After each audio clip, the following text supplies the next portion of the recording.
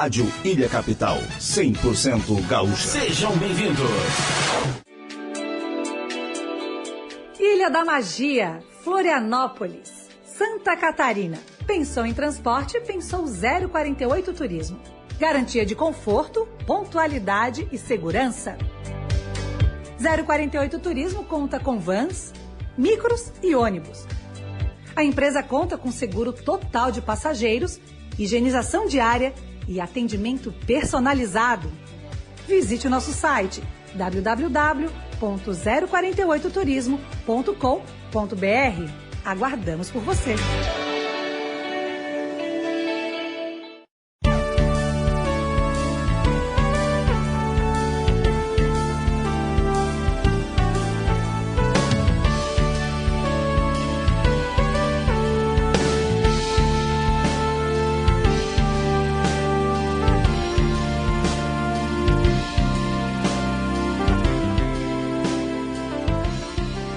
Salve, amigas e amigos da Rádio Ilha Capital, aqui conectados no programa Ágora RS.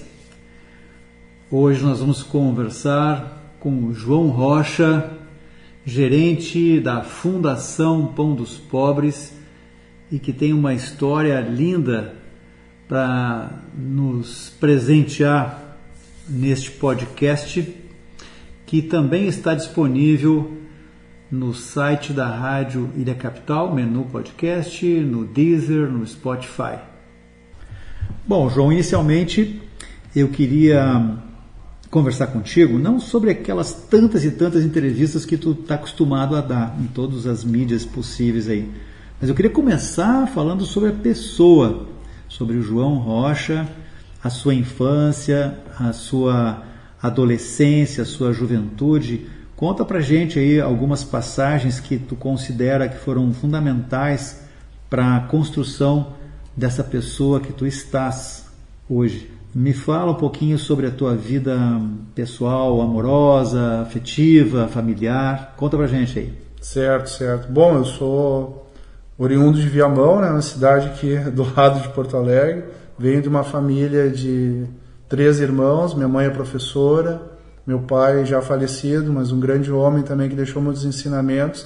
Veio da área da agricultura, depois uma oficina de mecânica, chapeação, lanternagem de carros. Eu e a minha esposa, a gente tem uma história assim muito bacana, né, que envolve coisas da vida. Assim. Eu a conheci, ela trabalhava com a minha irmã na Rede Marista, ali na Ilha dos Marinheiros. Uhum. Ela é assistente social, né? Minha irmã é pedagoga. As duas trabalhavam na Ilha dos Marinheiros. Vocês conhecem? Lá no fundão. Tu passa a ponte assim, à esquerda tem uma santinha até, né? É, mas é lá no fundão. Tem aquela ali da santinha. A esquerda também. A esquerda, é a mesma. E só que elas trabalhavam lá no fundão. E eu tava para ser irmão marista. Cheguei a ser irmão marista. E eu tava indo no noviciado morar em Passo Fundo.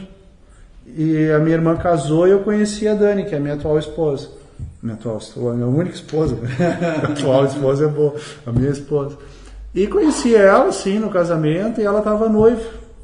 Daí eu fui seguir a minha vida, e ela seguiu a vida dela, casou.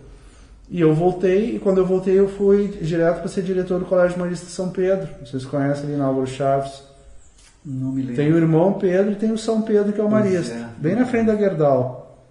Tá. Colégio particular que tem ali. Tu vai ser diretor ali? Vim ser diretor do colégio ali. Então eu, um belo sábado de manhã, assim, daí eu fazia muito retiro, né, dos maristas, coisas nesse sentido. Coordenando o retiro, fazia ali as falas, tudo mais. O pessoal sempre curtia muito essa coisa de fala. E ela também participava dos retiros, ela, o esposo dela, coisa assim. Já tinha casado? Sim, já tinha casado. Tu disse que ela estava noiva. Quando tu conheceu ela era noiva? Quando eu conheci ela estava noiva. Daí eu fui para Passo Fundo, fui seguir a minha vida e ela seguiu a dela. Ela casou, tudo mais. E nessas andanças a gente continuou meio que se encontrando, assim, mas nunca aconteceu nada. Só se encontrava pelos retiros que eu dava, mas daí eu lá na frente dando retiro, e elas na plateia, não tinha essa coisa. Mas quando tu a conheceu pela primeira vez, deu algum clique? Não, eu só achei ela muito bonita, mas tava noiva, eu ia ser irmão, volto de castidade, já tinha que ir me treinando. E assim foi, daí eu volto de Passo Fundo, eu num sábado ali preparando uma planilha, não sei da quanto, liga minha irmã. Maninho, me chama de maninho. tu tem que ajudar a Dani, o Fabiano morreu. Eu disse, morreu? Como assim morreu? Explica melhor. Só que porque ela era muito amiga deles, né? Só que ela falava no telefone chorando, eu não entendia bem. Eu disse, como assim morreu? Me explica melhor essa história. Daí ela não conseguia falar, liguei pro meu cunhado, disse assim, cara, a Kátia me ligou, ele tá meio desesperado, o Fabiano morreu num acidente, tu tá sabendo de alguma coisa? Disse, não, de fato, eu tava andando de moto de manhã cedo num sábado, porque o Fabiano ele fazia eventos na praia, e era verão, era 23 de dezembro, ele ia fazer um evento na praia. Pertinho do Natal. E aqui na Roosevelt, presidente Roosevelt, um carro cortou a frente dele, ele bateu com tudo no carro e morreu na hora. 27 anos. E aí eu fui pro enterro, eu era irmão, né? Sim. Fui pro enterro, coisa e tal, ajudei a preparar ali essas coisas de encomendação de corpo. Foi uma comoção, porque era uma pessoa muito querida, muito chegada. E ali começou um pouco da história. Por isso que eu te digo, não é nada por acaso. No cemitério me dá aquele estalo, tipo. No cemitério? No cemitério, quando eu estou fazendo aquele movimento ali. Isso eu cheguei a falar para ela. Encomendando o corpo no cemitério. No cemitério. Me dá aquele estalo em ver a Dani, a fortaleza que essa menina estava ali, com uma filhinha de 2 anos, que é a Giovana. O marido, que hoje tem 15. Isso, 15. A Giovana pequenininha. A família ali toda desolada, os amigos, e ela é uma mulher assim com uma fortaleza. Eu fico olhando para ela e disse assim, de onde é que tu tirou isso? De onde é que tira essa força toda? Tipo, talvez as explicações que o Espiritismo te dá para esse fenômeno da passagem, né? Porque eu sempre tive também essa relação com a morte muito presente e com uma fortaleza. Perdi o pai muito cedo, meu pai morreu com 64 anos, e muitas outras pessoas. E aí a gente começa a refletir assim o final, a finitude dessa vida corporal, e daí vem essa dimensão da espiritualidade. Sim. Porque daí a gente se projeta assim, não sei quando que eu vou fazer essa passagem. Eu não fui aquele irmão nato, tu entende, que sai pequenininho lá da lavoura, do interior, e vai ser irmão, opção Eu já tinha uma vida estruturada. Tanto é que quando eu saí, eu tinha 2 apartamentos, pra ter uma ideia, tinha um poder aquisitivo bom, tinha um salário bom na universidade. Eu entrei, acho que por muito desejo mesmo. Você começou a estudar para ser... Tu concluiu a preparação de irmão com que idade? Com 29 para 30. 29 tu concluiu ali? Sim, eu fiz os votos, eu não fiz os votos perpétuos, fiz os votos temporários. E continuei como irmão. Depois fui representando a Rede Marista pela Brasil, que é em todo o Brasil. Fui para o exterior inúmeras vezes, assim, representando a rede, né? Qual a diferença entre voto perpétuo e temporário? Quando tu termina o noviciado, né, 2 anos de noviciado, tu faz os votos temporários, que é o primeiro voto, que são os 3 votos, sabe? Castidade, pobreza e obediência. Então tem os padres seculares como uma forma, os irmãos de diversas congregações professam os votos. E esses votos tu faz ele numa dimensão mais íntima ali com aquele grupo de pessoas que está vivendo. Tu não faz um voto público, né? Claro, faz na igreja e tudo mais, mas não faz para a comunidade. Esse é o primeiro nível. É o primeiro nível. E depois tu tem que fazer no mínimo 6 votos temporários. A cada ano tu faz um voto temporário. O que é o voto temporário? Tu pede ao provincial, que seria o chefe maior ali da congregação, dizendo, eu quero renovar os meus votos. E daí eles fazem uma avaliação do conselho, essa pessoa seguiu, né, foi uma pessoa que seguiu os votos, que é um irmão que se envolve com a comunidade, enfim. Então, se é um voto por ano, tu ficou 6 anos ainda. 6 anos fazendo votos temporários. Tem 2 de formação, noviciato, né? Isso. Depois 6 de voto temporário. 6 no mínimo, e no máximo 9. Eu fiz 8. Daí eu já tinha que estar me preparando para os votos perpétuos. Daí o que é o voto perpétuo? Aquele voto que tu diz assim, passei por todos os estágios, é isso que eu quero para minha vida, não me arrependo de tudo que fiz, quero seguir a vida como irmão. Nada impede que tu saia, mas se tu fez os votos perpétuos, professor, daí é uma cerimônia de toda a comunidade, vem de tudo quanto é família, coisa e tal, tu chama a comunidade onde tu é inserido, né, às vezes do interior, e isso vai para Roma. E depois, para te sair daí, tu tem que ter autorização da chamada Santa Sé. Sim. Né? E daí o que acontece? Eu era diretor de uma escola e eu pensava com meus botões. Cara, eu era técnico, era engenheiro, né? Estava concluindo a engenharia. Trabalhava com projetos diretos, no fim ser irmão para ser diretor de colégio. Porque daí eu acordava às 5 horas da manhã para ir para a capela rezar, a gente lia todos os salmos, daí tem todo um livrinho ali de leitura, também um momento de meditação, de contemplação, a gente ficava 1 hora rezando. Depois eu vinha para aquela burocracia da escola. Não é por que eu estou sendo irmão? Se eu quisesse essa vida burocrática, eu continuava lá com um pagãozinho, como eu brincava, que eu era pagão. Então não era... E isso me conflitou muito. E eu já vinha pedindo para o provincial me tirar da área de gestão. Não queria ficar na gestão. Queria ser um irmão muito mais focado para a dimensão da espiritualidade, de retiro, de encontro. Ele disse, não, mas tu já tem nível superior, a gente precisa de irmãos na gestão. Eu disse, eu espero, estou entrando em conflito. Te preparo que daqui uns 6 meses eu saio. Não, tu não vai sair. E aí, eu começo a entrar nesse movimento assim de saída, comunico ao provincial e disse assim, olha, irmão, no final do ano o senhor me desliga como diretor, me coloca em qualquer função aí, porque eu estou pensando em sair. Como assim sair? Eu disse, não, bateu alguma coisa, estou pensando em sair, não vou ficar. E aí foi, né? Eu pedi para sair, o irmão lá no final do ano me tirou de direção, porque foi o que eu disse para ele, irmão, no momento que eu sou um irmão, que vocês apostaram muito em mim, porque geralmente, como eu te dizia, são os irmãos mais novinhos, eu já entro um homem feito. Né? Tanto é que lá no noviciado o pessoal, o que tu quer aqui? Tu tá louco? Tu largou toda uma vida estruturada, tudo aquilo que a gente quer, e daí eu ficava assim, será que eu tô errado mesmo? E aí eu dizia para o irmão, eu sei que quando eu sair vai dar um baque na província. Né? E isso não é bom. Baque em que sentido? Um baque porque os irmãos apostavam muito, eu era referência para muitos jovens irmãos, no sentido de, o cara tinha tudo, saiu, é sinal que tem vocação. Sim. Não é um aventureiro. Então não foi um baque na administração da escola. Não. Um baque na expectativa que tinha sobre o teu futuro, tua liderança, sim, etc. Né? Porque além da escola eu representava essas questões assim mais macro, né?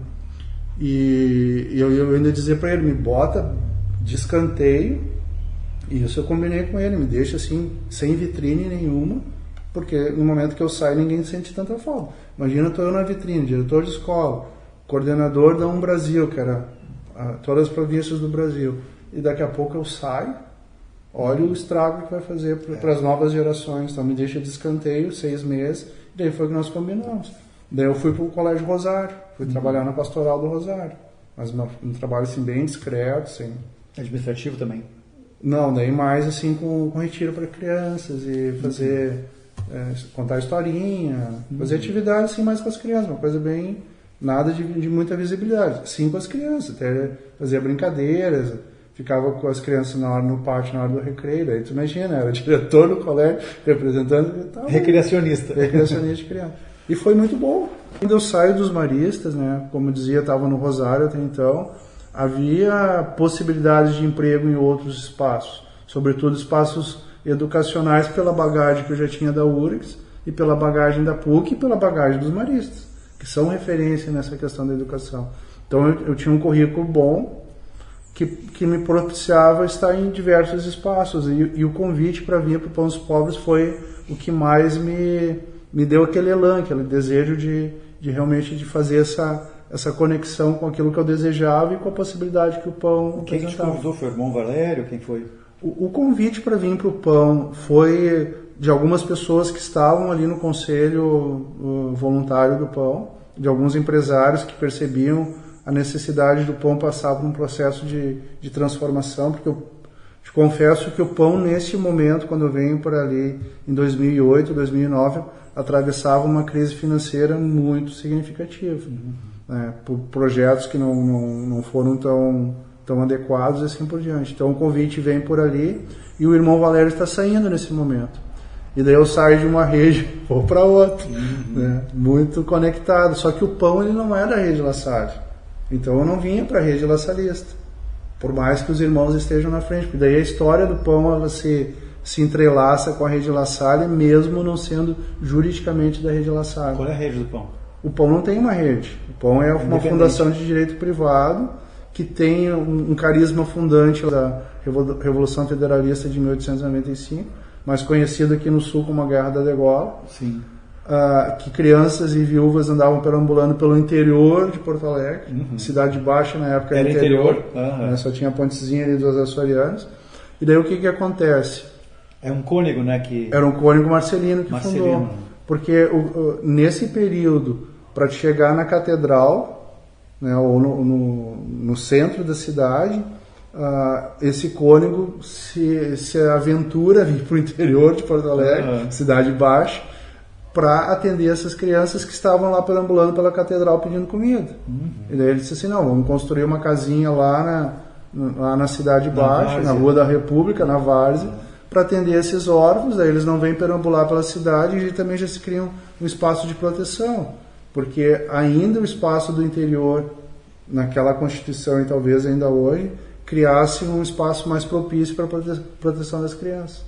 Interessante como o desenvolvimento da cidade, da urbe, ela vai transformando esse interior em centro, né? Eu lembro que no Amigo Germano, no lar do Amigo Germano, ali na Santana, com a Princesa Isabel, ali também era um interiorzão. E ali ao redor, onde hoje é ali o observatório, ali era um foco de pobreza também. E o Germano surgiu com esse propósito também, de ajudar. A própria aldeia, no Morro do Osso, ela surgiu também com um entorno de pobreza. A Cidade de Deus também. Sim. Era interior, né? E aí a cidade vai se expandindo e o que era interior vira uma zona de alto valor imobiliário. Então imagina o que custa o metro quadrado do Pão dos Pobres hoje. Sim. E quanto deve ter custado à época, né? Eu soube que o cônego Marcelino comprou aquilo ali, não recebeu de doação. Isso, ele comprou da Baronesa do Gravataí, tanto é que a rua ali ainda tem a Rua da Baronesa. E, por exemplo, a capelinha, que era da igreja, que era da fazenda da Baronesa, ela ainda existe até hoje, a capelinha de 1824. Essa Casa das Viúvas e dos Órfãos também existe, né? Não, ela não existe mais em termos materiais. Não? Tem os registros fotográficos, mas em termos materiais não. Porque depois, claro, vai se passando bem como tu falaste, o processo das transformações da cidade e também dos cenários das pobrezas que vão se apresentando. Naquele momento, um cenário de guerra, depois as pobrezas de condições de vida, de alimentação e assim por diante. Então o pão ele nasce nesse entorno, construído pelo cônego Marcelino, e a partir daí ele vai se transformando também com esse desenvolvimento da cidade. Então hoje aí com 126 anos, nesse processo de transformação. Então chegou num ponto que eu queria aproveitar a tua inserção nesse meio, né? Principalmente no meio profissionalizante. Eu sei que o Pão dos Pobres tem um dos pontos fortes dele é a parte de aprendizagem profissional, né? Eu estava lembrando, João, que de lá para, por exemplo, a primeira atividade profissional que eles fizeram, acho que era tipografia e funilaria, lá em 1924. Aquilo devia ser o top. Quem era funileiro e tipógrafo tinha emprego garantido, né? Sim. E de lá para cá a gente observa, seja com a Revolução Industrial, seja com outros movimentos aí, a velocidade de transformação dos códigos de ocupação que está lá no imposto de renda, né? Código Brasileiro de Ocupações se transformou muito. Então hoje tu já encontra raramente um sapateiro. Ferreiro de cavalo, muito menos, né? Eu entrevistava no último podcast a filha do seu Raul Randon, que ele começou como ferreiro de cavalo, depois fazia a ferragem das rodas, das carroças, né? Então essas profissões desapareceram. E hoje parece que a velocidade é muito maior. Então aqueles objetivos da educação nacional que se tinha lá na década de 70, preparar o aluno para a vida, hoje é mais difícil, né? Então o que é preparar um jovem de hoje para o mundo do trabalho, por exemplo, né? Então eu vejo que vocês têm ainda hoje cursos elencados lá, como por exemplo assistente administrativo, asseio e conservação, assistente de cabeleireiro, corte, costura e modelagem sustentável, desportos, eletromecânica, gastronomia, manutenção de computadores, marcenaria, mecânica automotiva, serralheria. E agora nós vamos fazer um breve intervalo e voltamos em seguida com o João Rocha.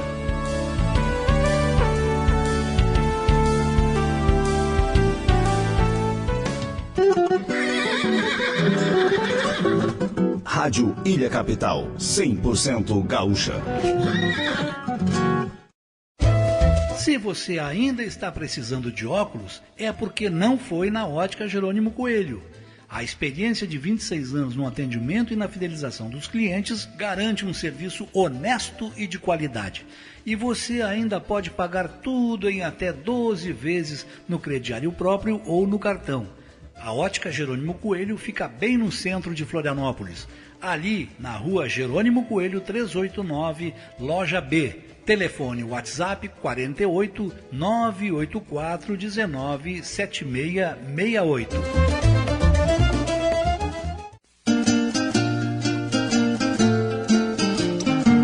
Quer comprar um imóvel com toda a segurança no norte da ilha de Santa Catarina?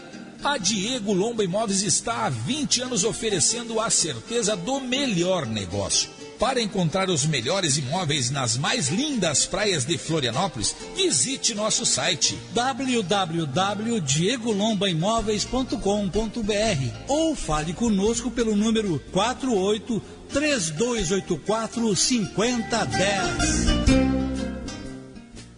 Se o teu cavalo anda meio adoentado, ou é teu cusco que não tá muito legal, tens um amigo que está sempre do teu lado, pra bicharada andar alegre no quintal. Te recomendo, não pensa duas vezes, liga pra Clínica Veterinária Ingleses 369-2159 e o plantão 24 horas 9982-6176. Te recomendo, não pensa duas vezes, liga pra Clínica Veterinária Ingleses.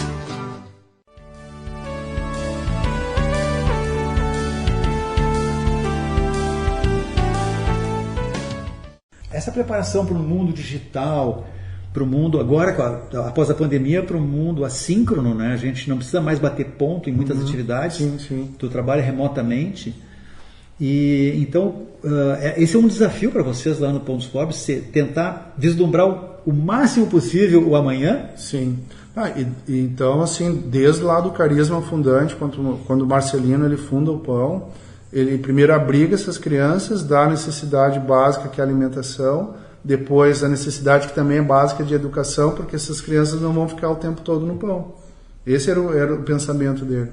Então ele dizia assim, no momento que as crianças saírem, os adolescentes, eles têm que ter um ganha-pão, Sim. que seria o emprego. E de que maneira colocar esse pessoal na condição de mercado de trabalho. Então, naquela época, o cenário era como tu falaste, Sim, os funilaria cursos, funilaria, tipografia, tinha a confecção das lajotas, dos ladrilhos, tinham cursos que eram voltados na época para aquele cenário daquele momento.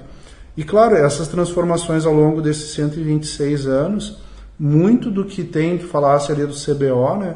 Aquilo que o mercado hoje consegue absorver os jovens. Por quê? Porque os jovens que estão no Pão dos Pobres é aqueles jovens que constroem seus projetos de vida a lápis. Por que eu digo a lápis? Porque ele muda muito rápido. Sim. São jovens de uma condição financeira muito baixa, muitas vezes são arrimo de família, e eles não têm tanto tempo para construir um projeto de vida que vai concluir ensino médio, concluir ensino médio, e vão entrar numa universidade, vão fazer um curso superior e depois vão conseguir um emprego. Não, eles já têm que fazer um curso rápido, e no ano seguinte já tem que estar trabalhando. Porque se eles não estiverem trabalhando, alguém vai passar fome. E de uma forma ou de outra eles vão buscar o pão de cada dia. E aí tu não sabe onde, né? Seja por um trabalho lícito ou por um trabalho ilícito. Como muitos desses jovens, né, não querendo ser pejorativo, estão em comunidades onde há um conflito, onde há a situação de narcotráfico, de crime organizado, se nós não conseguir colocar uma oportunidade para este jovem, certamente ele vai aderir ao crime organizado, porque um jovem no final de semana vendendo uma substância psicoativa, seja ela qual for, crack, cocaína, maconha, qualquer uma ou outra, ele ganha aí R$1.200, R$1.500 no final de semana. É muito sedutor, né? É praticamente um salário mínimo que ele trabalharia em um mês para isso. E claro, tu tem que construir com esse jovem um desejo de que essa entrega rápida que o narcotráfico dá não é o que vai garantir ele para uma vida mais longa. E aí a gente tem os dados de estatístico. Mas voltando aos cursos profissionalizantes, Então, o que o PÃO procura fazer?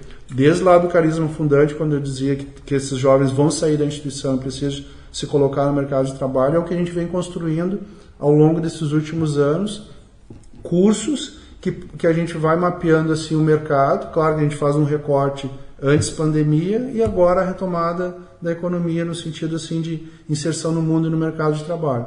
Então, se tem alguns cursos que são aqueles cursos mais tradicionais do PÃO, como mecânica automotiva, serralheria, marcenaria, mas a gente já começa a perceber que em marcenaria a gente não consegue colocar os jovens mais no mercado de trabalho. Se for para construção de imóveis. Mas talvez tenha uma marcenaria. Nós dois temos o mesmo hobby, né? Exatamente. Que é a marcenaria. Mas então, aí a gente faz por hobby. Mas olha só, se tu tem esse hobby, o meu hobby me dá um prazer muito grande. Perfeito. Até agora a gente está falando de CBO como se a gente estivesse encaixando as pessoas numa necessidade social. Sim. Mas não só, né? E isso, eu estou falando assim, tradicionalmente era isso. Quando meus pais quiseram me incentivar, tu vai ser engenheiro, tu vai ser não sei o que, já tinha lá um molde para que os pais ficassem tranquilos que os filhos estariam bem economicamente.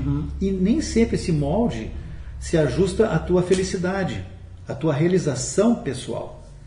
Tinha os famosos testes vocacionais que te davam mais ou menos assim olha, não vai por ali porque pelo teu teste vocacional, que é muito amplo, ele não te diz exatamente o que tu vai ser, mas te dá uma área do conhecimento humano, né? Perfeito. Tu não vai te dar bem aqui nessa área. Tu é das exatas e não é do social, por exemplo, né?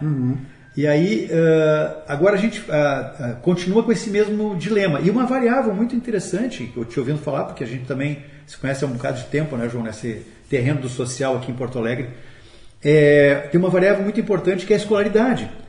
Às vezes o menino tem vontade de ir numa direção e ele não tem o suporte da escolaridade para poder seguir adiante. Sim. Tu tem que fazer dois movimentos. Estimular a concluir o estudo médio, pelo menos, ou o necessário para aquele pré-requisito, né? E também estimular um sonho. Sim, porque tem um fator, Dalton, que ele é bem nesse sentido. Quanto maior o nível de vulnerabilidade daquele sujeito, sobretudo criança e adolescente, menor é o grau de escolaridade. Então, por exemplo, um dos grandes indicadores hoje de vulnerabilidade é quando aquela criança ou adolescente evade da escola. Então, às vezes, tu tem lá um adolescente de 16, 17 anos que na escola ele está no primeiro, segundo ano. Está lá sendo alfabetizado ainda. Porque daí a gente volta de novo ao projeto de vida. Por que a gente faz um estudo? Quando se tem uma consciência crítica de um desejo de conhecimento. Quando a gente não tem essa consciência crítica do desejo de conhecimento, tu tem que ter alguns referenciais na tua vida. Eu vou pegar o exemplo do meu pai. Meu pai era agricultor, plantava arroz, saiu da plantação de arroz porque achava muito pesado, foi para a cidade e montou, como tu falaste, uma oficina de carroça. Ele fazia conserto de carroça. E aí ele viu que não dava conserto de carroça porque já ninguém mais tinha carroça. Isso aí a gente estava falando lá em 1955, 60. Daí ele monta uma oficina de carros, funilaria. E aí ele vê que os carros... Chapeção e pintura? Chapeção e pintura e mecânica. Daí eles veem, bom, o que eu trabalhava com carroça, que ninguém mais tem carroça a não ser aqueles colecionadores, eu vou trabalhar com... E aí meu pai constrói em mim um desejo de, vem a minha história, vou fazer curso de técnico agrícola. O meu pai era agricultor. Depois eu saio do técnico agrícola e vou fazer engenheiro mecânico. Porque meu pai tem uma oficina de mecânica automotiva. E lá pelos 27, 28, eu mudo completamente a minha profissão e vou trabalhar na área social, na área da educação, propriamente dito. E esses jovens que não têm esses referenciais, como eu dizia, a maioria não conhece os seus pais, quando muito conhece a mãe, a avó, não tendo esses referenciais, para lhes garantir um período de vacância, né, que diga assim, não, eu não preciso... Por exemplo, eu fui trabalhar, claro, por um desejo meu, não por uma necessidade, dando aula com 15 anos, para reforço de matemática e português para algumas crianças que não, mais novas do que eu, que não tinham conhecimento. Mas se eu não desse aula e não ganhasse aquele dinheirinho, eu não ia passar fome. Essa gurizada, ela passa fome. Claro. Se eles não forem ganhar algum dinheiro, eles vão passar fome. Daí o que acontece? Quando o jovem faz 14 anos, pela lei da aprendizagem, a gente oferece, olha, tu tem um curso. A gente tem esse leque de cursos aqui. Meio salário. É meio salário. Pela tua escolaridade, pelo que tu deseja fazer na tua vida, e tu vai ganhar esse meio salário mínimo, vai ter carteira assinada, que curso tu quer fazer? E aí a gente vai preenchendo as vagas. Alguns vão para a área de assistente administrativo, que é um curso, digamos assim, mais amplo. Ele te dá várias noções para se inserir em vários departamentos possíveis, de diferentes core business, que seja de qualquer empresa. Depois alguns mais específicos, aquilo que a gente falava de marcenaria, serralheria. Muitos que vão fazer serralheria e marcenaria, ou pela última opção, pela vaga que sobrou, ou porque eles têm algum referencial. Sim. Ou tem um marceneiro na família, ou eles gostam, né? E aí vem o desejo do gosto. Porque muitas vezes esses cursos não têm uma inserção no mercado tão rápido como, por exemplo, gastronomia. Sim. Gastronomia, a gurizada que faz gastronomia, eles mal terminam o curso e já estão empregados. Às vezes eles estão na metade do curso e alguém já está oferecendo um emprego para eles. Então, tem cursos que, conforme a demanda e o desejo também desse sujeito, acho que é muito importante a gente trabalhar com desejos e com vontades. Então, não basta a gente oferecer um curso do qual aquele jovem ele não vai se encaixar de jeito nenhum. Por exemplo, quando a gente oferece o curso de mecânica automotiva, o primeiro desejo deles é aprender a dirigir. Não é nem mexer com o carro. Não é mexer com o carro, eles querem aprender a dirigir. Em algum momento, a gente até questionava, porque a gente trabalha com muita gurizada que já cumpriu medida de privação de liberdade, ou liberdade assistida, ou prestação de serviço comunitário, e que já teve algum envolvimento com alguma questão do ilícito. Então, daí o que a gente pergunta? Cara, tu quer aprender a dirigir para quê? Para puxar carro? Claro, uma pergunta muito direta, mas ao mesmo tempo essa pergunta a gente também já quer colocar ele numa situação de transparência. É para isso que tu quer? Seja direto aqui. Ele, não, eu não quero aprender para puxar carro, coisa e tal, eu quero realmente para ter uma profissão. Mas daí quando ele começa a ter que mexer na graxa, ele diz assim, mas eu não quero sujar minhas mãos de graxa. Alguns desistem na metade do caminho, mas a maioria vai permanecendo. Estou pegando só o exemplo da mecânica. E a gente tem muitas meninas desejosas. Tem uma menina que se chama Tainá. Ela fez o curso de mecânica e ela montou uma empresa dentro de dimensão do empreendedorismo, para não ficar... E qual foi o mote que ela construiu? Mecânica para mulheres. E daí ela começou a ensinar o que fazer numa pane de um carro, como escolher um carro para melhor dirigir. Daí vem toda aquela questão de segurança, de seguro, né? Se o seguro é mais caro, qual é o tipo de carro, potência de carro. Ela começou a trazer elementos, né, para o ambiente feminino, do qual as mulheres muitas vezes Depois que ela concluiu o curso, ela montou uma empresa nessa linha? Nessa linha. E essa menina, ela teve uma expansão gigantesca, parar até no programa lá da Fátima Bernardes, lá da Globo. Porque ela teve uma sacada fantástica, porque ela era uma das únicas meninas do curso. Os guris meio que deixavam ela de canto, essa daí não sabe nada. E aí foi o motivador para dizer, não, como é que eu não sei? Eu vou atrás. E depois que ela sai, ela disse assim, não, vou criar um curso para fazer práticas para as mecânicas e falar de uma linguajada que ela entenda, que elas entendam. Então, esse exemplo da Tainá, acho que ela constrói uma relação de vontades, aquilo que nós falávamos, com as possibilidades. Porque eu vou te dizer um outro curso que nós construímos na era digital e não deu certo. A gurizada gosta de jogar games, né? Se a gente for olhar hoje no mundo, os games devem estar entre os 5 maiores gerações de renda, né? Em termos de serviços, de comércio, de produção, de economia. E a gurizada gosta de jogar. Se tu pegar um gurizão hoje, ele está num videogame, ele está com o celular jogando, construímos um curso de construção de games. Code, programação. Programação. Aí a gente se esbarrou no seguinte, que é o público que o Pão atende, gurizada com baixa escolaridade. Claro. Para programação, tu precisa minimamente saber de algoritmo. Sim. A gurizada não desenvolveu. Álgebra booleana? Não evoluiu. Por mais que porque eles queriam jogar, não construir o jogo. Um que outro conseguiu disparar, mas a maioria não deu. E aí é um curso que não evoluiu. E robótica, João, não tentou? Não, nós tentamos robótica também, mas tudo esbarrava na área do conhecimento. Sim. Então, se tu fores ver os cursos do Pão hoje, por isso que a gente criou 3 leques de possibilidades. Cursos muito manuais, que prende a atenção, né? Não fica tanto no campo do abstrato, daí marcenaria, serralheria, mecânica, gastronomia, alguns cursos medianos, manutenção de computadores, assistente administrativo, que fica mais no campo da lógica, do pensamento, do abstrato, não tão concreto da produção. Porque, por exemplo, a gurizada da marcenaria, ela pega um taco de madeira e faz um banquinho. Sim. Ele teve um produto direto. Um assistente administrativo, qual o produto direto que ele vai ter? Talvez construir um ofício, mas daí se ele não vê sentido naquele ofício, ele não tem uma redação muito eloquente, já também não desenvolve. E o terceiro, sim, daí cursos mais voltados para a área digital, na inclusão digital. Por exemplo, nós criamos um curso junto com uma empresa de mobilidade vertical. Nós construímos plataformas, que daí são curso caro, elevadores, exato. É uma mobilidade vertical. Mas não somente elevador, também nas obras tem aqueles elevadores externos também, seria isso também? Isso, porque tanto é que o curso se chama Eletromecânica de Elevadores.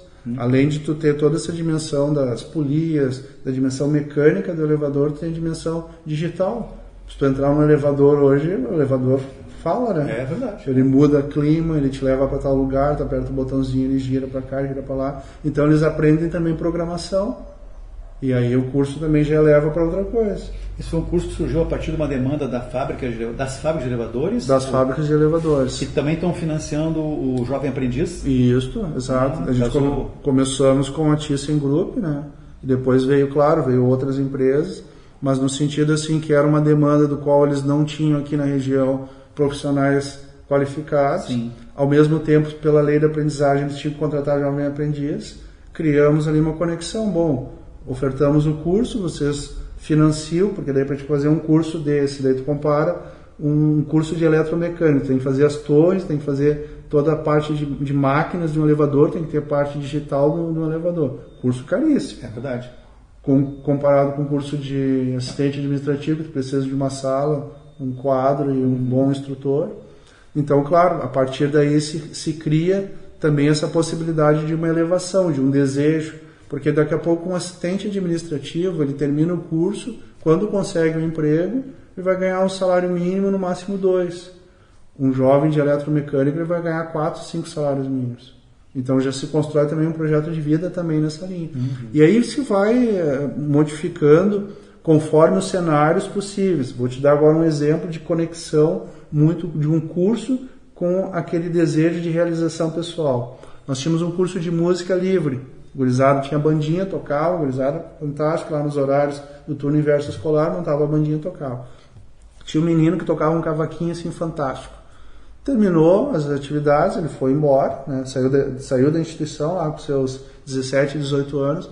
A gente pensou, esse guri aí vai tocar à noite, vai montar uma banda, enfim, vai tocar a vida. Certa vez o menino volta no pão e a gente pergunta, cara, como é que tá a tua vida musical, tá bem? Ele disse, seu, não deu, né? Tô cortando pedra com meu pai. Como assim cortando pedra? Não, tinha que ganhar o pão, não consegui lugar nenhum para tocar, e o cara tocava um cavaquinho que era um espetáculo, um chorinho. Os dedos, sabe como é que é cortar pedra, né? Tu vai batendo, acerta nos dedos, as juntas dos dedos começam a engrossar, porque tu faz tanta força, tu perde a agilidade ali de tocar. Ele acabou com a carreira profissional dele como músico e daí nos deu um estalo. Cara, por que não fazer um curso de aprendizagem musical? Se a gente tem um curso de manutenção de computadores, tem um curso de gastronomia, de mecânica, vamos fazer um curso de... Teoria e solfejo. Exatamente. Leitura de para aquela gurizada que vai ter a possibilidade, a partir dos 14 anos até os 24, de fazer um curso, vai ganhar, porque daí é o ganha-pão, aquilo de cortar pedra. Por que ele foi cortar pedra? Porque ele precisava botar o pão na mesa. Claro.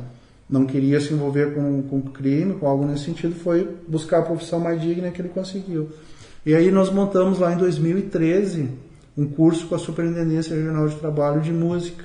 Músico, instrumentista e intérprete.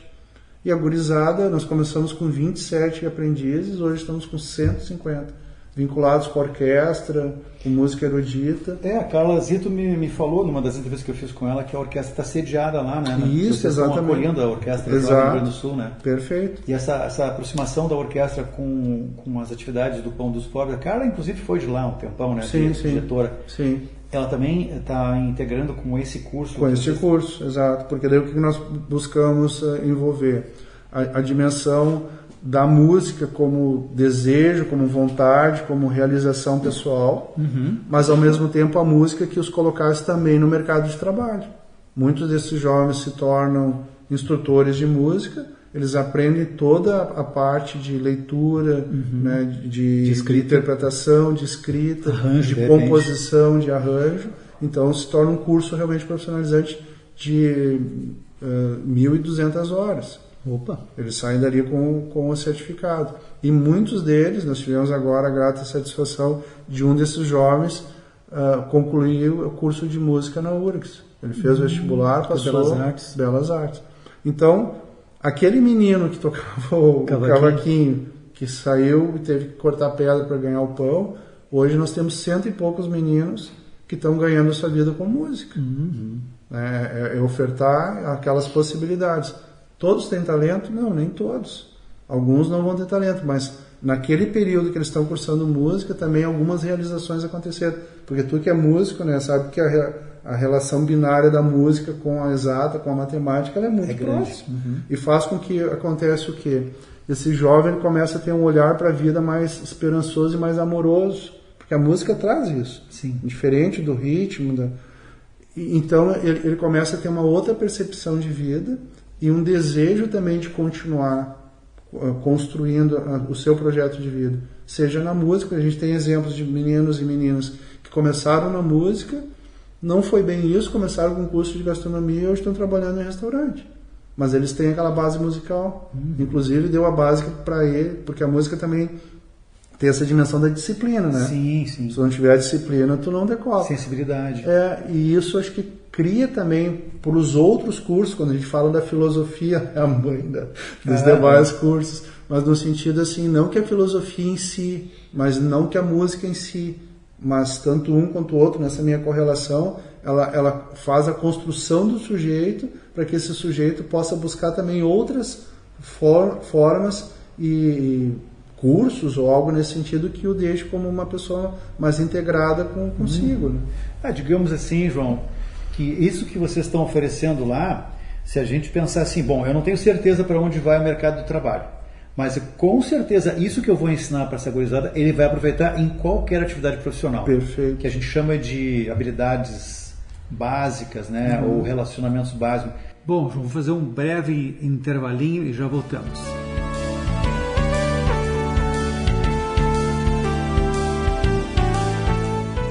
Rádio Ilha Capital é bem melhor. Alô? Sabe onde eu encontro assistência técnica e acessórios para o meu celular? Claro! A Peça Cell tem assistência técnica e acessórios para celulares. Vai lá e pede um orçamento grátis.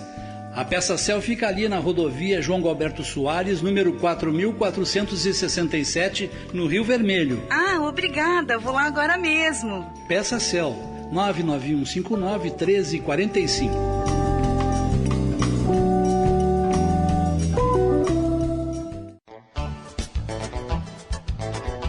Combustível de qualidade, troca de óleo, lavação no Posto Santana tem. Loja de conveniência, padaria também tem. Atendimento de primeira no Posto Santana tem. No Posto de Combustível Santana você vai encontrar um centro comercial para atender melhor você. Venha logo para o Posto de Combustível Santana, rodovia João Galberto Soares, 7145 no Rio Vermelho.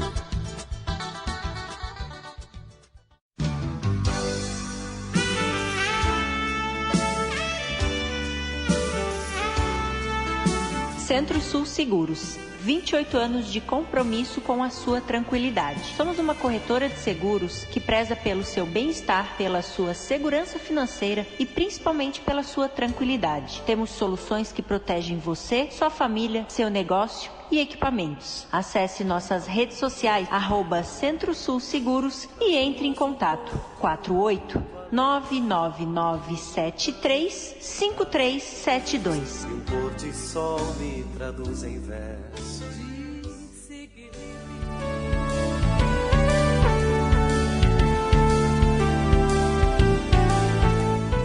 Então eu estou vendo o irmão João trazendo um aporte, inclusive, da espiritualidade, da filosofia, como tu acabou de dizer, né?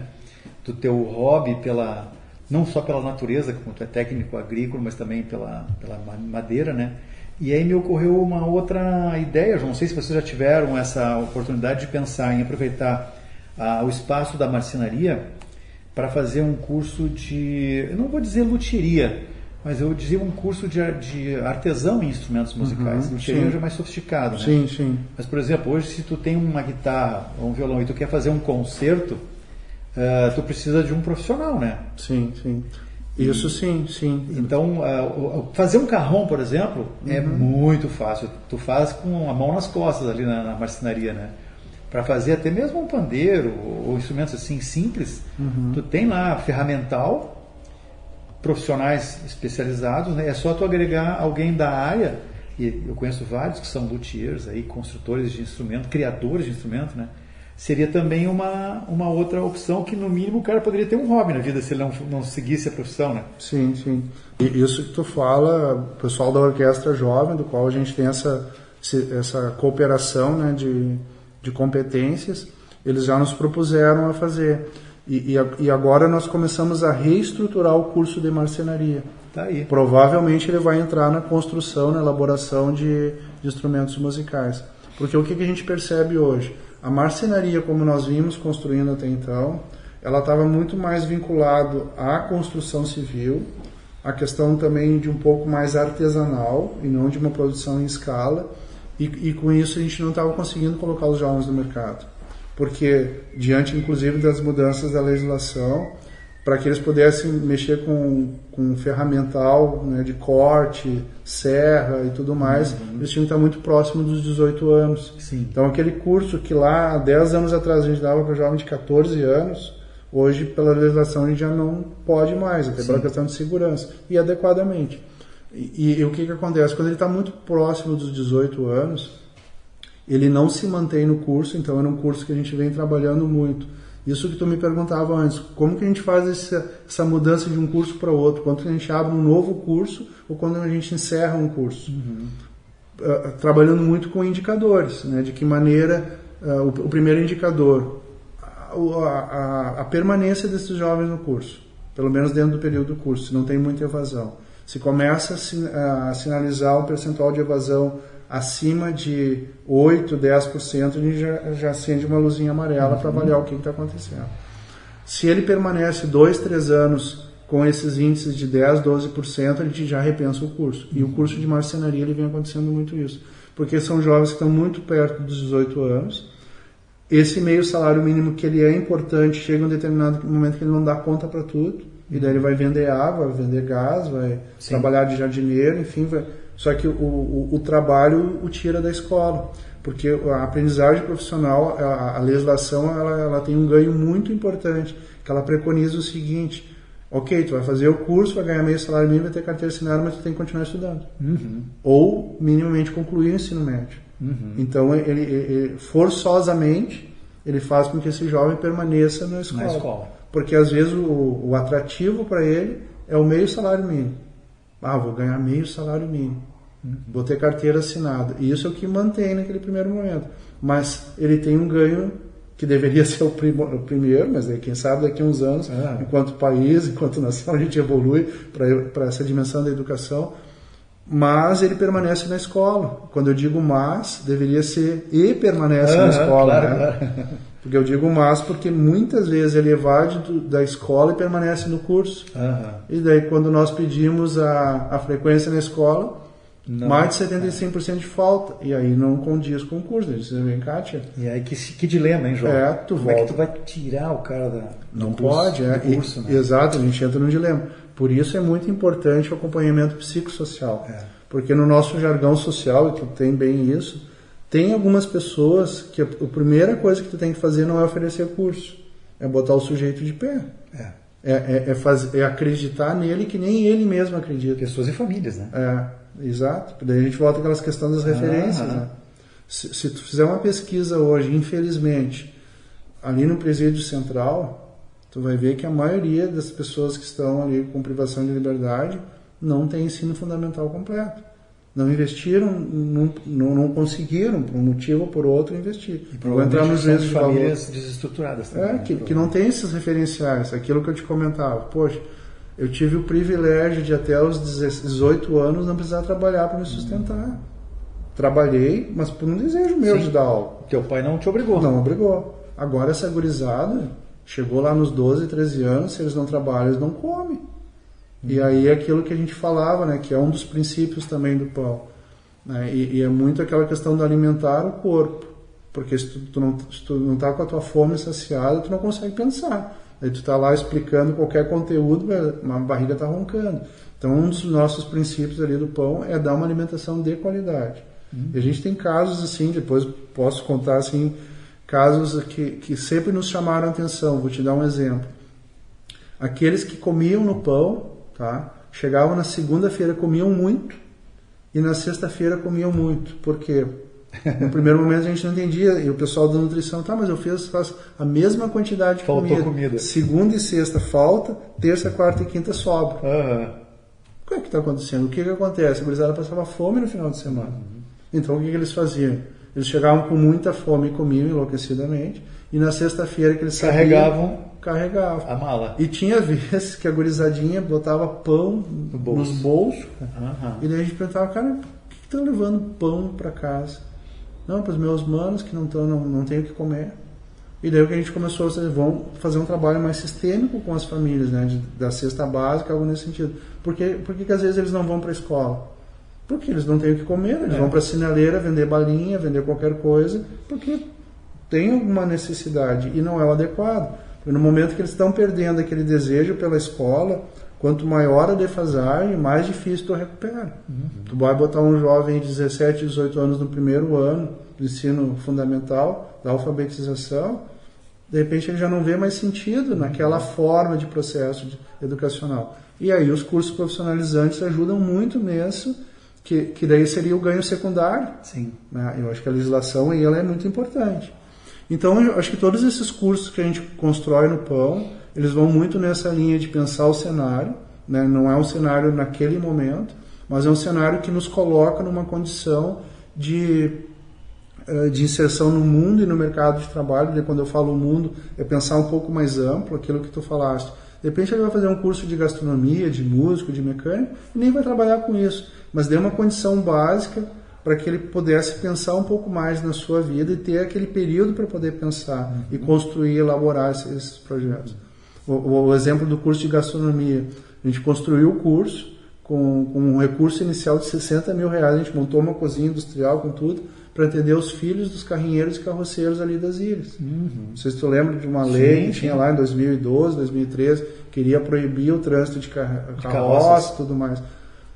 Você pensa, tá, mas esse pessoal vai precisar viver do quê? Eles vivem do reciclado, do lixo, né? Então se pensou nesse curso para poder inserir essas pessoas e sobretudo os filhos, né, no mercado de trabalho na área da gastronomia, porque na área da gastronomia às vezes a gente pensa, vai ser maître, vai ser chefe. Não, é aquela senhora de cozinha, pode ser. Ou aquela senhorinha que vai fazer docinho para o aniversário lá daquela comunidade, vai fazer o bolo e vai fazer uma geração de renda muito mais rápida. E se despertar nela essa paixão por lidar com o alimento, melhor ainda, ela vai se superar, que nem essa menina Tainá que tu falou ali, que pegou o que vocês ofereceram para todos, mecânica, né? E deu um up. Ela não tem problema de estragar as unhas com graxa, né? Exatamente. Que é muito normal que uma menina tivesse esse receio. Os meninos tinham e ela não teve, né?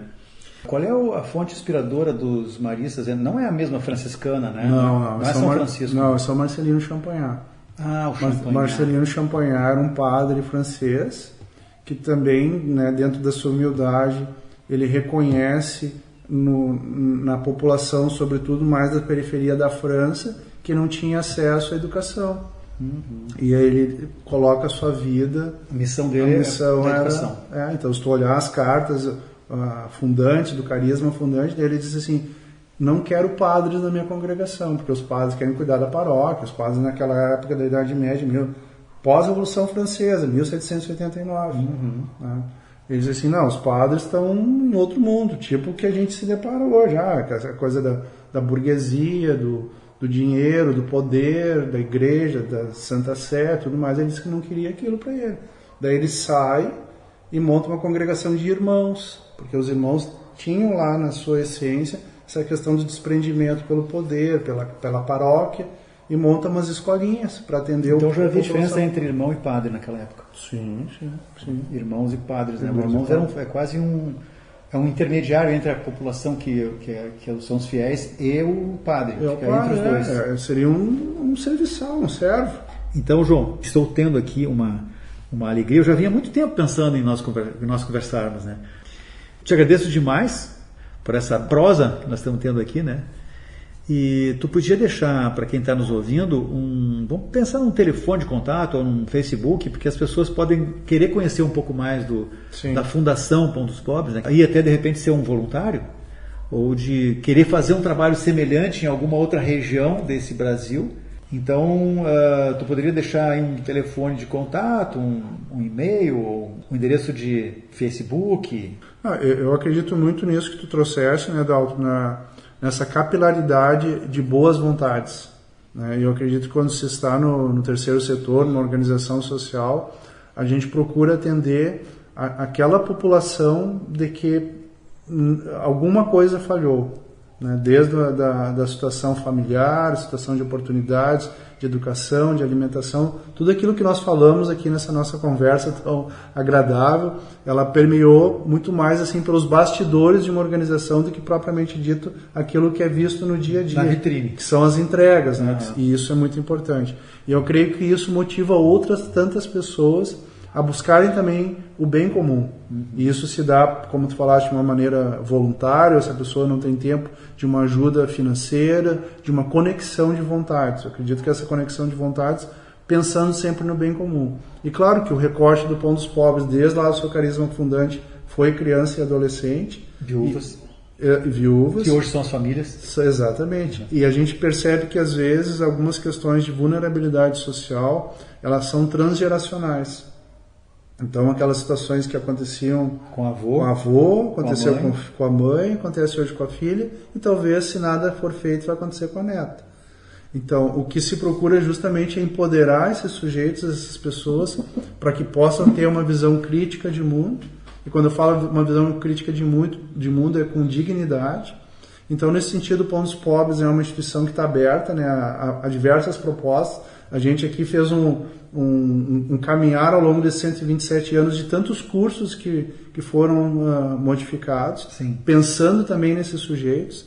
Então, o Pão hoje, né, ele, claro que está fisicamente aqui na Rua da República, aqui em Porto Alegre, mas ele busca também atender a comunidade com a sua tecnologia social, aonde quer que esteja, em termos de complementariedade, em termos de partilha, em termos de partilha de experiências. Quem desejar conhecer então um pouco mais do Pão dos Pobres, pode buscar ali no site, né, www.pontospobres.org.br, ou pelo telefone 34 33 69 51, 51 também é o prefixo.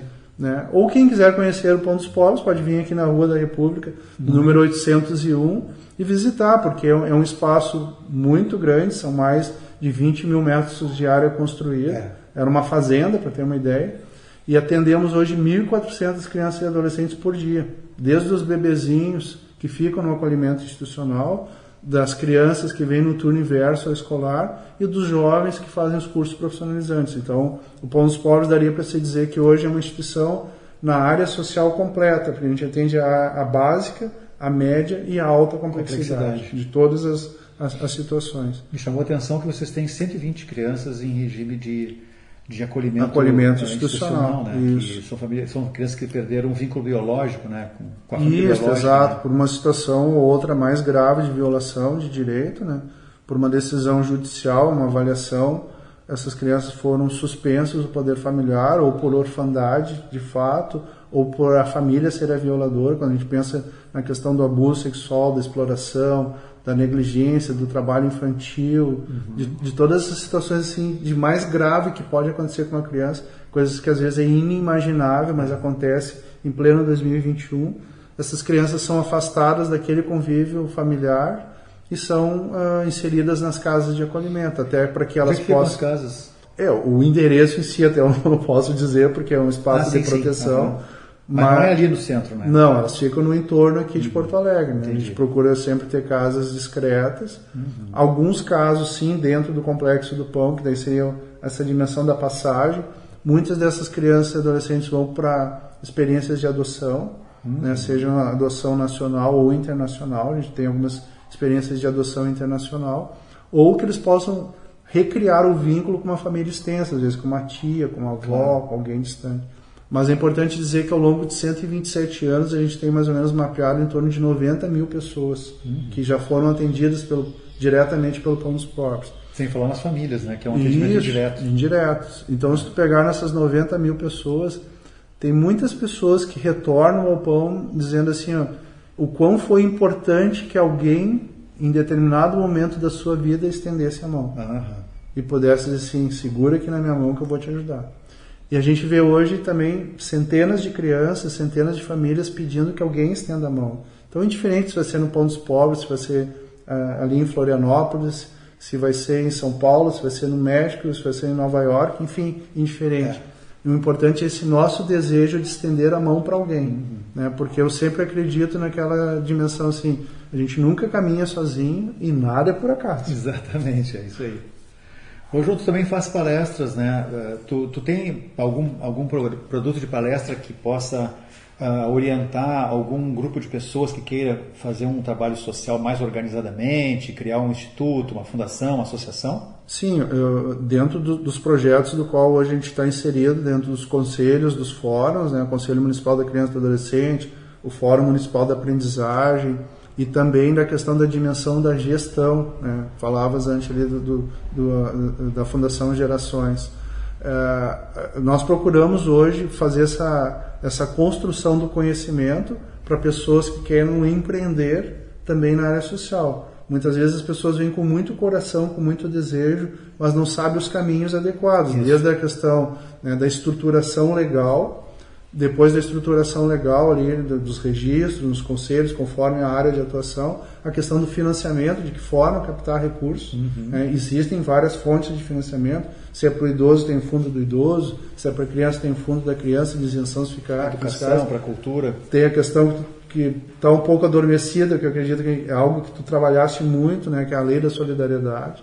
Tem a questão do ICMS. Então, acho que tem um leque de mobilização de recursos para aquelas pessoas que desejam também fazer essa capilaridade, essa conjunção para o bem comum, como eu dizia, né?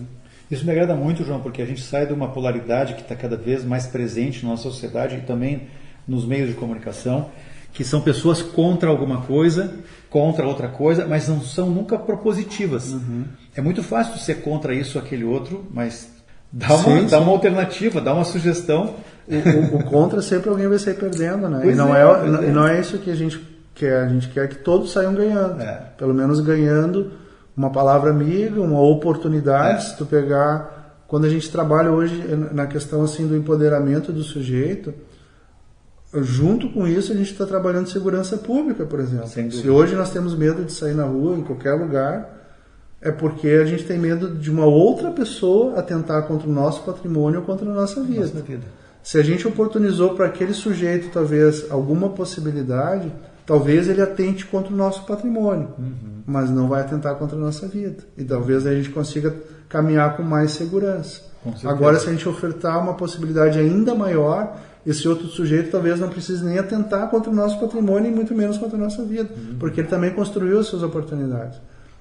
Então a gente vê que países que investiram muito na educação são países onde há uma construção coletiva maior. E daí a gente vem o princípio das aldeias, né? Do Ubuntu. Eu não chego sozinho a um lugar. Eu chego na dimensão do colegiado, da partilha, aquilo que nós falávamos antes do consumo e do consumismo. Ok, o consumo seja importante para gerar economia, mas o consumismo exagerado destrói os nossos ecossistemas. Exatamente, E quando a gente tem uma dimensão de um consumo exagerado, alguém não está conseguindo consumir.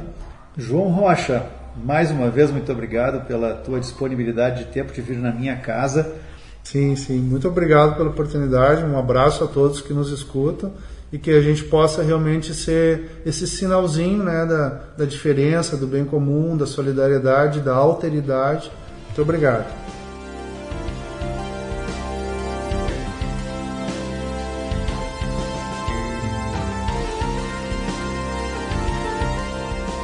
Muito bem, por hoje ficamos por aqui e até o próximo Ágora RS.